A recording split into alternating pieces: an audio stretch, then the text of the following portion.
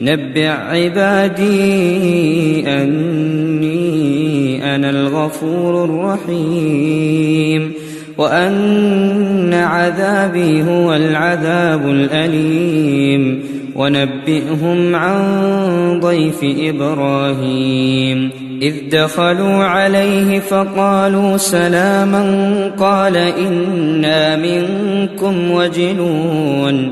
قالوا لا توجل إنا نبشرك بغلام عليم قال أبشرتموني على